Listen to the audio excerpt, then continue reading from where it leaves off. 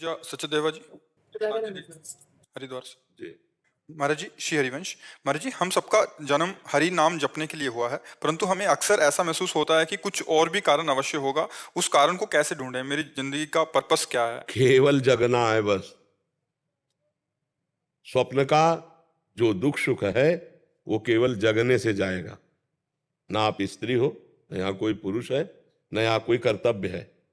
स्वप्न का कोई कर्तव्य होता है क्या? बड़ा मेहनत किया स्वप्न में जगे तब सब झूठा हुआ ना। स्वप्न में आपने 100 लोगों को भोजन पवाया और 100 लोगों को जान से मार दिया। जो जगने के बाद आपको क्या पुण्य लगेगा कि पाप लगेगा? है कुछ नहीं लगे। क्यों? किया तो था स्वप्न में, भंडारा किया स्वप्न में, मारा तो क्या उस समय क्या झूठा लग रहा था? स्वप्न में नहीं लग रहा था ना। जग गए तब लगा ना। तो उमा कहूं मैं अनुभव अपना, सत हरि भजल जगत सब सपना। तो अब आपको लग रहा है और कोई कर्तव्य है, तो ये स्वप्न में लग रहा है। अगर जाग के देखो तो स्वप्न में एक आप ही थे, ना कोई वस्तु था, ना कोई व्यक्ति था, ना दुश्मन था, ना कोई दोस्त था। ये पता तब चला जब आप जगे। स्वप्न में जैसे हम कई बार कहा, समुद्र में डूब रहा हो कोई, अब उसको कैसे बचाया जाए? बहुत से तैराक बुला लिए जाए, नौका बुला ली जाए, सब व्यवस्था कर ली जाए, तो क्या स्वाप्निक पुरुष को बचाया जा सकता है क्या, जो स्वप्न में समुद्र में डूब रहा है? कुछ उपाय नहीं करेगा। उपाय एक करेगा, उसको पकड़ के जगा दो। ना एक बूंद पानी है, ना वो डूब रहा है, ना कोई परेशानी है। समझ रहे ना? लेकिन उस समय उसको परेशानी है जब डूब रहा है। जब बिना जगे उसको ये दुख से दूर नहीं किया जा सकता। ऐसे ही हम लोग अपने को स्त्री मान लिए, पुरुष मान लिए, ये स्वप्न है।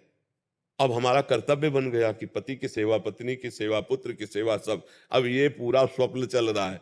और जब आखिरी में यहां से, तो ना कोई पति, ना कोई पुत्र, ना कोई कुछ, जीव अकेला उड़ा। दुनिया में लाखों का मेला जुड़ा, और हंसा जब जब उड़ा तो अब तो क्या कर्तव्य था? अब वो भूल करके फिर नाना प्रकार की माया का चिंतन करके अगले जन्म की व्यवस्था कर ली। हमारा तो उद्देश्य ये है कि अपने कर्तव्य का पालन करो स्वांग की तरह।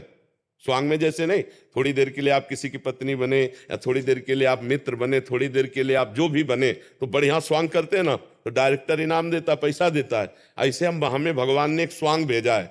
मान लो हमें गुरु का स्वांग दिया, किसी को शिष्य का स्वांग दिया, किसी को प्रश्नकर्ता का, किसी को उत्तर देने का स्वांग, बहुत से स्वांग है। तो अपने स्वांग को अच्छी तरह निभाओ, लेकिन स्वांग को स्वांग रहने दो, नाटक को नाटक रहने दो, रोल को रोल रहने दो। अगर आप जो 1 घंटा किसी की पत्नी बनी स्वांग में, और इसके पीछे, तो आप उससे यही कहो कि मर्यादा में रहना। ऐसे ही ये 60-70 वर्ष 50 वर्ष का स्वांग मिला है, पिता का, पुत्र का, पत्नी का, माता का, अलग अलग। हमको इस स्वांग में कमी नहीं रहने देना। जो स्वांग है उसको यथावत करना है, पर यह ध्यान रखना है, स्वांग करने वाले को याद रहता है कि मैं ये सब कुछ नहीं हूं, मैं कुछ और हूं, केवल थोड़ी देर मंच पर मैं कर रहा हूं। तो जगन नाटक वही भवा, इस संसार रूपी मंच में हमें जो स्वांग मिला है वो हम करें, पर हम ये याद रखें कि मैं स्वांग नहीं हूं, मैं सत्य सच्चिदानंद का स्वरूप हूं, न स्त्री हूं न पुरुष हूं। पर अब ये बिना जाने अगर स्वांग में फंस गए तो अगला स्वांग तैयार है। वो चाहे सुअर का मिले, कुत्ता का मिले, गधा का मिले, कौन योनि में जाना पड़े। और अगर जान गए अपने आप को, बढ़िया स्वांग किया, 2 बातें, स्वांग बढ़िया और अपने को याद रखा कि मैं ये नहीं हूं, तो डायरेक्टर जो है परमात्मा, वो इस तुम्हें स्वांग से हटा देगा और अपनी लीला में, दिव्य लीला में सम्मिलित कर लेगा, अपने स्वरूप में समाहित कर लेगा। हमारा जन्म हुआ है अपने को जगाने के लिए, अपने को जानने के लिए, अपने को पाने के लिए। हम पराये में फंसे हैं। ये शरीर अपना नहीं है, ये मन अपना नहीं है, ये इंद्रिया अपना नहीं है, जगत के संबंध अपने नहीं। हमारा पूरा जीवन पराये पे जा रहा है, अपने पे नहीं। हम अपने को पाने के लिए, अपने को जानने के लिए, अपने आनंद के लिए हमारा जन्म हुआ है। अब हम शरीर आनंद को अपना मान रहे हैं, रुपए के आनंद को अपना मान रहे हैं, नाना प्रकार के रिश्ते भोगों के, तो पर में फंस गए ना, प्रकृति में फंस गए ना। मना कष्टान इंद्रियाणी प्रकृति स्थान का, अब इसी से जीतना है। अब मन की देखो तो ये बहुत चाहते हैं, सबसे बड़ी चाहत है कि कोई हमें प्यार करे। सब जीव में, पशु पक्षी में, सबके अंदर, क्योंकि भगवत अंश है ना, तो प्रेम स्वरूप है ना, तो लगता है कोई मुझे प्यार करे। और वो मुझे जो लगता है वो शरीर को लेके है, देखना, शरीर को लेकर है। कोई मेरा ऐसा साथी हो जो आजीवन केवल मुझे प्यार करे और मैं कभी मरूं ना।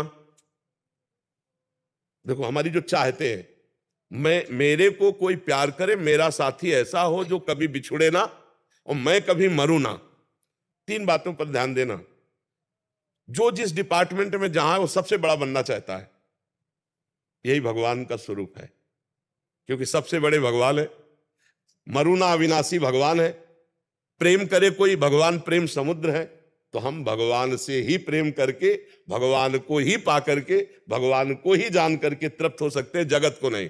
जगत में यहां अपने को जो लगता है कि सामने वाला प्रेम करता है तो उसके लायक कुछ है, इसलिए प्रेम करता है। और जिस दिन आपसे बढ़कर कोई मिल जाएगा, आपकी तरफ देखेगा नहीं।